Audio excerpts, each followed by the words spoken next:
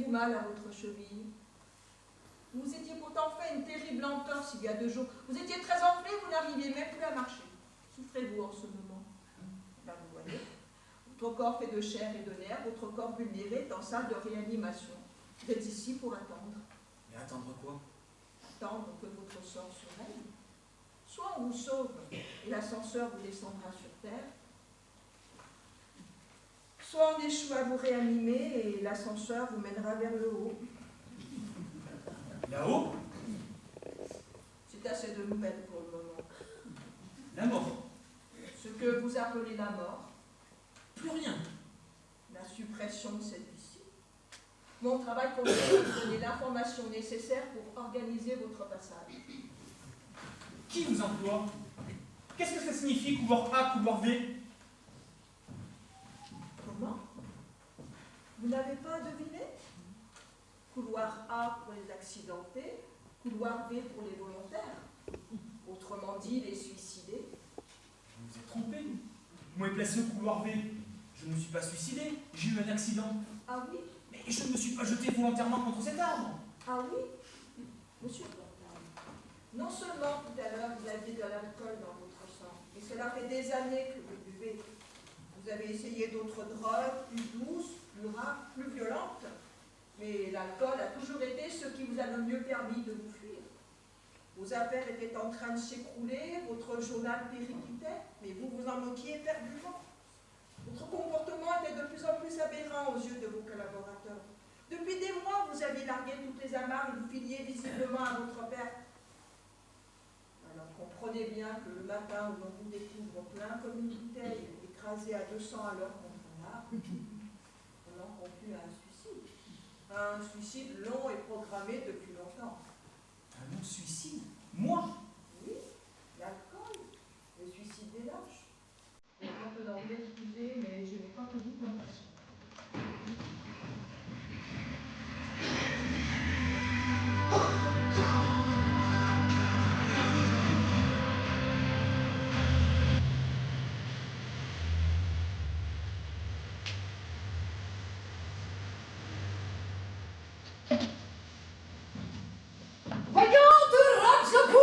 Voyons tout genre, extra-lucidité sur commande, astrologie, prédation des Bretons, entrailles poulet, table tournante, méditation transcendantale, voyons de Rajapur, toutes les sciences millénaires de l'Orient et du Moyen-Orient. Bon, mon premier nom c'était Germaine Péluchat, née rue des Filles du Calvaire, métro République, Paris. Oh, comment les chromosomes et les ovules, ces petites bêtes pourtant intelligentes, peuvent-ils à ce point se tromper? Vous vouloir que moi les amener à vous? Vous vous foutez de moi. Un peu. Enfin, il y en a qui ne demandent que ça, hein, et de peine. Mais surtout pas ici. Ouh, mais détrompez-vous, vous pouvez pas vous imaginer la dernière que je me suis faite depuis 6 mois. Bon, il faut dire que présentement, l'argent ne me sert à rien. Et puis que l'avenir est incertain. Enfin, ça occupe. C'est révoltant. Et oh, un peu de compassion, ça fait 6 mois de coma, ça me donne des excuses. Non, mais je parlais de cet endroit, de cette attente. Oh, cachot pour cachot, quelle importance. De toute façon, d'ici ou d'ailleurs, on ne s'évade que par la fenêtre de la mort. Et on ne sait jamais sur quoi elle donne. En bas, on savait qu'on mourrait. Mais on tournait le dos à la voie ferrée. On refusait de voir le train. On se disait que le prochain ne serait pas pour nous.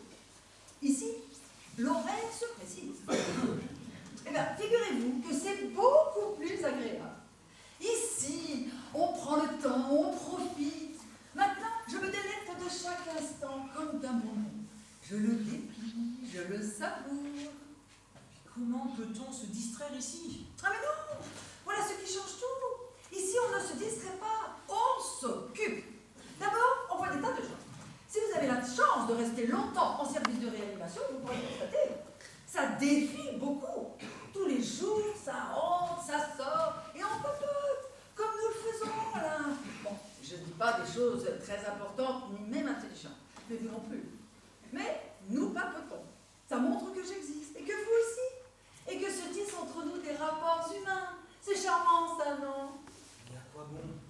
quoi cela vous sert-il d'avoir des rapports humains avec des gens que vous ne reverrez sans doute jamais? Ouais, bon, alors là, si vous voulez garder que ce qui dure, alors allez parler aux roches, aux pierres, aux montagnes. Enfin, je doute, si elles sont aussi intransigeantes que vous, qu'elles vous adressent seulement la parole. Vous voyez comme la vie peut être amusante. Oh, pardon. Vous voyez comme le commun peut être gai. Je suis déprimé. J'ai toujours été déprimé. Un enfant gâté, peut-être. Pourquoi dit tout cela? Parce que vous n'êtes pas franchement laid. Vous n'avez pas l'air tout à fait pauvre. Un enfant qui s'ennuie au milieu des jouets qu'on lui a donnés. Vous me méprisez? Non. Je suis même ravie que les riches osent le problème. Je ne comptais pas vous faire pitié. Ah, le manque d'appétit. Ça, c'est peut-être le pire des maux. Naître repu, avoir la bouche pleine avant d'avoir crié, recevoir des baisers avant de les avoir demandés, dépenser de l'argent avant de l'avoir gagné. Oh, mais tout cela ne rend pas bien combatif, hein. Alors que nous, les mal partis, ce qui nous rend le monde appétissant, c'est qu'il est plein de choses que nous n'avons pas. La vie n'est belle que parce qu'elle est au-dessus de nos moyens. Vous m'avez compris. Ah oui, mais vous, ce que vous n'avez pas compris, c'est que pour vous comme pour nous, les ventres vides comme les ventres pleins, la vie est toujours au-dessus de nos moyens. Pardon? Parce qu'elle ne nous appartient pas. Et il faut qu'on me la retire pour que j'en voie le prix. Ah oui, ah ben ça a toujours été le problème du paradis. Paradis n'est écrit qu'après la pancarte sortie. Non mais c'est pas possible, j'ai vraiment un gros lot à la place du cerveau. Depuis hier, je me dis qu'il serait peut-être temps que je pense à des choses importantes, profondes. Au lieu de ça, je fais une fixette sur le mur de ma chambre qui a une tâche que je n'arrive pas à faire partir. Est-ce que tout le monde ici est aussi conne que moi? Ça se discute, Je hein. sais bien que j'ai le crâne trop étroit pour y faire rentrer les grandes pensées, mais tout de même, j'aurais préféré carrément l'avoir plus obtus, vous voyez? Ah, elle est trop stupide à ne pas m'en rendre compte. Ah, j'ai une sœur comme ça, mais alors bête à ce point. Normalement, ça parle pas, ça bouffe du foin. Mais alors elle cause, rien ne la retient et rien ne la surprend. Ah, c'est comme ça qu'il faudrait être. Moi, je suis juste assez intelligente pour être mal à l'aise. Mais nous sommes tous comme ça. Non, pas ceux qui ont fait des études, ceux qui réfléchissent. Et qu'est-ce qu'ils savent de plus? Je sais pas. Mais quand ils savent, ils savent. Et quand ils savent pas, ils savent qu'ils savent pas, ils patouchent pas pour moi. Ah, si j'avais droit au deuxième tour. C'est ça que je ferais. Philosophe. Oh, Marie Martin. Philosophe, première classe. Être philosophe, est-ce que ça empêche de mourir? Non, mais ça doit aider à vivre. À votre avis, qu'est-ce qu'il y a là-haut? Mais rien. Vous y êtes allé? Non, Bah alors? c'est la mort. Ça ne vous suffit pas comme information? Non, j'ai jamais été morte. La mort, c'est le genre de bazar qu'on connaît pas du tout, hein. Juste par oui dire, et encore par l'oreille gauche, hein, vu que personne n'en est jamais revenu. Vous, qui faisiez les tables tournantes, ils vous disaient bien des choses, les morts. Oui. Quoi, par exemple? Qui détestaient leur belle-mère, qui étaient amoureux de leur secrétaire, qui avaient raté leur vie, qui voulaient reprendre le tricot, le piano, le crochet. Enfin, des idioties. Rien d'autre? Vous savez, être mort ne rend pas plus sage. Ah, mais j'aurais cru. Mais enfin, tout de même, ils vous parlaient pas de la façon dont ça se passe là-haut? Non. Mais enfin, tout de même, ils vous causaient, enfin, d'une manière ou d'une autre, ils existaient, ils n'étaient pas morts. Peut-être. Comment ça peut-être? Ils vous parlaient, oui ou non? Mais ce n'était que son imagination. Bah évidemment, c'est avec ça que parlent les morts. Non, c'est vrai, des jours j'entendais au fond de ma tête des voix, des sons, des mots, mais ça m'arrive aussi la nuit au cours de mes rêves, comme tout le monde. Ça ne prouve rien. Ça prouve que vous n'étiez pas une vraie voyante. Qui sait? Arrêtez de plaisanter. Nous savons tous très bien ce qui se passera. Marie, avez-vous des souvenirs d'avant votre naissance? Non. Eh bien, après votre mort, ce sera pareil. C'est-à-dire rien? Rien. Absolument rien. Le néant. Minute. Entre-temps, entre avant moi et après moi, il s'est bien passé quelque chose. Moi, j'ai existé. Un match a eu lieu. Un match qui n'aurait pas dû avoir lieu et qui a eu lieu quand même. Un match idiot. Inutile. Sans conséquence. Une erreur. Vous dites ça pour moi ou en général? Et je le dis pour vous, pour moi, pour la voyante, pour chacun. L'humanité n'est qu'une partie qui finit toujours mal et à laquelle je n'ai pas demandé à participer. Ouais. Vous critiquez, hein, parce que vous croyez qu'il n'y a rien là-haut. Évidemment, si je n'avais pas été angoissé par l'idée du néant, je me serais peut-être plus approché aux choses, aux gens aussi. Lorsque j'entamais un projet, je pensais tout de suite à quoi bon. Pourquoi investir du temps, de l'énergie pour faire de la poussière? Et lorsqu'une femme me criait « Je t'aimerai toujours », je songeais encore à la poussière. Et quand vous bandiez? Marie, allons! Eh ben quoi? Vous n'avez pas envie de lui poser la question, vous? Si, mais bon, Répondez à la question que Madame la Voyante n'ose pas vous poser parce qu'elle est bien élevée. Et quand vous... Chut. Alors, aussi, poussière? Non. Avec les femmes, c'est même ce que je faisais le mieux. Forcément, hein, ça ne dure pas trop longtemps. Marie! Heureusement pour vous comme pour elle que vous aviez des amis vies de poussière. Même en marchant dans la rue, je ne croyais pas à la réalité. Je voyais passer des manteaux, des chapeaux, des chaussures. Les humains, je les vidais de leur chair. Je voyais déjà le squelette. Je songeais que tout disparaîtrait un jour. J'avais une main à l'intérieur de moi qui me retenait d'entrer dans la vie. C'était l'idée de la mort. Si l'on m'avait dit qu'il y avait une vie après la vie, j'aurais changé, sûrement. C'est extraordinaire. Ce qui vous empêchait d'apprécier la vie, c'était de penser qu'elle se terminait. Oui. Mon pauvre monsieur, c'est triste d'avoir faux partout. Vous faisiez une mauvaise idée de la vie que vous connaissiez à cause de la mort que vous ne connaissiez pas. L'ombre faisait de l'ombre à la lumière. Je vois que vous avez fait le tour de tout sans aller vraiment nulle part. Hein. Dans votre genre, vous êtes aussi con que moi. Peut-être qu'il y a un jardin là-haut. Oh, comme on nous apprenait lorsqu'on était petits. Avec des fleurs, des arbres. Oh, moi j'aimerais bien qu'il y ait un jardin. Et puis au moins je serais sûre qu'on ne me demandera pas de faire le ménage. Mais arrêtez! Il n'y a rien! Nous savons tous que la mort est une fin! Ah oui? Alors dites, monsieur, je sais tout. Vous avez prévu que vous vous retrouveriez un jour ici? Vu le temps qu'il a mis à le comprendre tout à l'heure, soit il avait oublié ou soit c'était bien imité, hein? J'imagine que tout le monde a été reçu par le docteur S à part moi. Président, personne ne lui a parlé si ce n'est les nouveaux venus. Comme ça a été notre cas à tous. L'égalité, cher président, l'égalité. Oh, ce qui signifie que l'on est tous traités de la même manière. Non pas qu'il y a un complot qui se trame contre vous. J'ai dû quitter ma chambre. Je ne supporte plus leur conversation. À qui? Madame la présidente et mes fils. Comment ils sont ici avec vous? Non, et quand les pensionnaires retournent dans leur chambre, ils peuvent entendre ce qui se dit en bas à l'hôpital autour de leur lit. Il suffit qu'ils se mettent les mains comme ça sur les oreilles pour écouter. Vous avez de la chance d'avoir encore toute votre famille autour de vous. Bah, pour entendre ce que j'entends, Et de quoi parle-t-il? d'argent, de quoi d'autre. Ils veulent tout vendre. Vous leur laissez du bien? Évidemment, pour qui me prenez-vous? Oh, moi, je ne serais pas la plus riche du cimetière. Hein. Ben, moi non plus. J'ai tout bouffé. Moi, j'ai tout bu. Ah non, je ne supportais pas la vue d'un portefeuille plein. Je dépensais. Oh, je n'ai pas la mentalité pour être riche. Pas les ongles assez crachus. Pourtant, vous êtes malhonnête. Généralement, on s'enrichit lorsqu'on est malhonnête. Eh bien, ça, vous savez de quoi vous parlez? Pardon? J'ai lu la presse, monsieur le président Delbecq. Je n'ai pas oublié le fameux scandale des fausses factures Delbecq, Aux calomnies. ni l'étrange attribution des marchés Delbecq. Bravo politique. Et je n'accepte pas d'être dansé par une voyante de fête foraine. Ouh, mais chez moi, la malhonnêteté est gravée sur la plaque. Une profession de foi loyale, irréprochable. Imaginez que tout d'un coup, je me mette à dire la vérité. Oh mais non, madame, moi pas lire l'avenir dans carte. Et avec figure que vous trimballez, et agressivité avec laquelle vous parlez à moindre bipède de chaussée. Ouh, moi peu certifiez-vous que jamais rencontré amour. Mais mes clients me payent, monsieur, ils me payent pourquoi? Mais pour que je leur fasse plaisir. Pour qu'en sortant de mon salon, ils aient encore envie de vivre, d'avoir de l'espoir le soir et de l'entrain demain. Je suis intègre, moi, monsieur. Et si par hasard, j'ai vraiment la conviction, comme ça m'est arrivé parfois, en reniflant la mort sur un client, mais je ne dis rien, absolument rien. Je ne suis que scrupule. Alors que vous, monsieur le président, vous prenez l'allure de la respectabilité pour mener vos affaires et vous enrichir aux dépens des autres. Je retourne dans ma chambre. Je préfère encore écouter comment mes laves de fils que dépenser mon argent.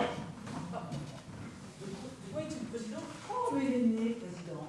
Déjà à la crèche, il avait un blazer, une cravate sombre, des lunettes, une oreille bien nette au milieu de ses cheveux de nourrice maison, et entre deux biberons, il clamait déjà « Je suis président !» Et puis ça a marché. Doctoresse, donnez-moi de mes nouvelles. Je vous en donnerai lorsque j'en aurai, Madame Martin. Pour l'instant, vos résultats restent stationnaires. Excusez-moi. Stationnaire? Ça veut dire que je bouge pas? Que je reste la tête de tuyau et de pipi? Que je me maintiens dans le pire et que je grossis lentement? Allons, courage. Regardez-moi, ça fait 6 mois. Ah non, 6 mois comme ça, je tiendrai pas. Faudra qu'on me débranche. C'est pas utile que je reste à attendre plus longtemps. Je suis pas bonne à réfléchir. Faut que j'ai les mains occupées. C'est ça qui me rend plus fiable. Si je fais rien, j'ai peur. De quoi? Je sais pas. Je me sens faute. Est-ce que j'ai le droit de dormir sourd comme ça, je me dis? Mais vous ne vous aimez pas. Vous connaissez quelqu'un qui s'aime, vous? Non. Vous avez dû donner beaucoup d'amour à vos filles. Bon, naturellement. C'est dans la nature, ces choses-là. Et puis, j'aurais pu encore en donner plus de l'amour s'il y avait eu plus de monde qui en avait voulu. Puis ça vient de moi aussi. Je suis meilleure avec les petits qu'avec les grands. Oh, les petits bouts de chou roses, avec leur bouche rigolarde, leurs yeux ronds qui vous dévorent d'amour, je sais toujours quoi leur dire. Comment leur faire plaisir. Les toucher, leur faire des petites caresses, des petits bisous, tout ce qu'il faut. Avec les grands, je pétrifie. Je sais plus. J'ai l'impression qu'ils vont s'en rendre compte. De quoi? Je suis pas bien intéressante. Et qui vous a dit que vous n'étiez pas intéressante? Je sais pas, personne. Mais personne m'a dit le contraire non plus. C'est ça qui m'aurait manqué le plus. Une petite gentillesse par-ci, par-là. On peut pas dire que j'ai poussé au compliment, hein. Non, non et non. Il faut absolument que j'arrête ça. Ils veulent vendre, tout vendre. Et alors? Et ce n'est absolument pas le moment de vendre. Le marché est au plus bas. La bourse des primes, ils vont me faire perdre de l'argent. Il faut que je donne un coup de fil à ma banque. J'exige de parler au docteur X. Vous entendez? Je l'exige. Ce sont des pensées sublimes comme celle-ci que vous voudriez avoir? Ce n'est pas parce que mon sang coule dans les veines de ces petits crétins snobs et prétentieux que je vais laisser dilapider mon capital. D'ailleurs, qu'est-ce qui me prouve seulement qu'ils sont bien mes fils? Ils sont cons, très cons. Oui. Alors ils sont de vous. Pardon? Ah, docteur S, docteur, je viens de vous sonner. On ne me sonne pas. Mais j'exige. Vous n'avez rien à exiger, je vous parlerai lorsque votre tour sera venu. Vous devriez interroger le président. Le président est quelqu'un qui peut tout vous expliquer. Et puis alors avec des arguments irréfutables. Autrement dit, un crétin exhaustif. Président, venez parmi nous. Peut-être allez-vous pouvoir nous aider. Nous nous demandons ce qui se passerait après la mort. Bien quoi? Vous n'avez pas reçu d'éducation religieuse? Vous n'avez donc rien appris? Rien. Vous monterez au ciel et vous serez jugé en fonction de vos mérites respectifs. Un enfant voudrait cela, mes petits-fils en tout cas. Et vous, vous ne craignez pas ce moment-là? Je m'y suis préparé, Vous avez la conscience sans tâche. évidemment.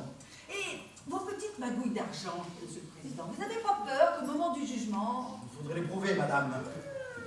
vous savez, les secrets bancaires suisses ou luxembourgeois, je ne pense pas que là-haut ce soit respecté.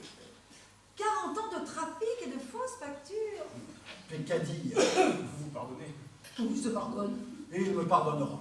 C'est incroyable. J'ai longtemps cru que les personnes qui se confessaient développaient une grande conscience morale. Eh bien là, je m'aperçois que certaines personnes se confessent comme on vomit, pour se décharger et puis recommencer. Que se passe-t-il? Le Denis va partir. Mais où, en haut ou en bas? Ah, on ne sait qu'au dernier moment dans l'ascenseur. Pouvez-vous me laisser seule?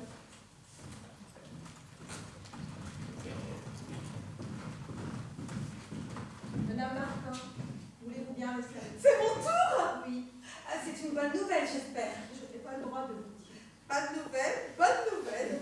Laissez-vous accompagner à l'ascenseur. Ah, vous avez raison. Il faut m'aider, hein, car j'ai le cœur fragile. C'est amusant, n'est-ce pas, d'avoir le cœur si fatigué. C'est la seule chose dont je me sois jamais vraiment servie. Alors, ne craignez rien. Oh, c'est pas fatigué, hein, qu'il faudrait dire dans mon cas. Je me suis rouillée. Adieu, Madame Martin. Adieu, docteur, et bonne continuation.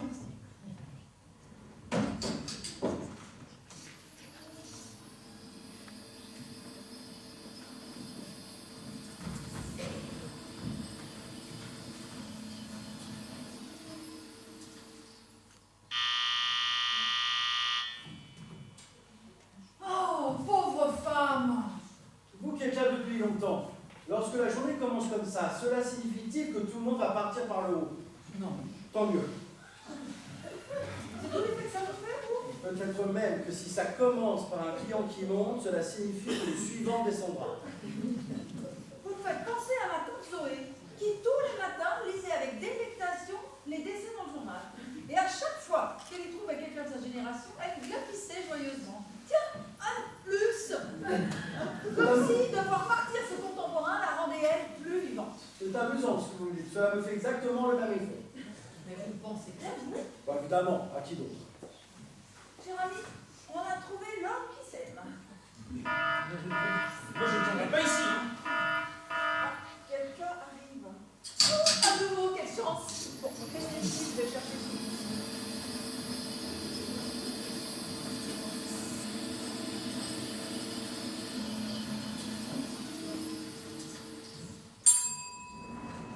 Bonjour, entrez, n'ayez pas peur, pourquoi faites-vous chez toi? Oh, eh bien écoutez, je vous présente Julien, le président. Delbecq. Delbecq. Et moi-même, voyante, Rajapur. Je suis ravie d'être ici. Pourquoi vous êtes malheureuse? Eh bien, le simple fait de pouvoir marcher normalement, sans douleur, sans appareil, sans crispation, suffit à me renseigner. Et puis être débarrassé de tous ces tuyaux, ces sondes, ces cathéters, j'ai envie de danser. Pauvre enfant, j'ai peur qu'elle croit être morte. Bonjour Laura. Bonjour, doctoresse. Comment vous vous connaissez? Laura a déjà fait un séjour ici. J'ai même failli en faire deux. La première fois, au moment où j'ai perdu connaissance, j'ai quitté mon corps et emprunté le couloir en spirale. Et j'étais légère, et je montais en rotation comme aspirée vers une lumière que je distinguais mal. Seulement, je suis redescendue avant d'atteindre le palier de glisse. Oui, ça n'avait été qu'un profond évanouissement. La deuxième fois, je suis restée 3 jours ici, mais cette fois-ci. Nous verrons. Êtes-vous gravement malade? La santé n'est pas mon fort. Laura, pourrons-nous aller dans votre chambre? Non. Je dois vous dire des choses très confidentielles. Mais ma santé n'a rien de confidentiel. Depuis l'enfant, je suis habituée à ce que tout le monde en parle, qu'on tienne des conférences autour de mon lit, mon fauteuil, qu'on publie des bulletins, que tout le monde s'en occupe. C'est peut-être pour ça que je m'y intéresse si peu, que je n'en parle jamais. Laura, s'il vous plaît, allez dans votre chambre. Non. Qu'avez-vous à m'apprendre? Que mon cœur ne bat presque plus, qu'il menace de s'arrêter immédiatement si je ne suis pas greffée? Je le sais déjà. Que je dépends de la bonne volonté du hasard, qu'il faut que quelqu'un meure rapidement, proprement et brusquement pour que je lui vole son cœur? Je le sais aussi. Vous n'avez pas changé. Ben,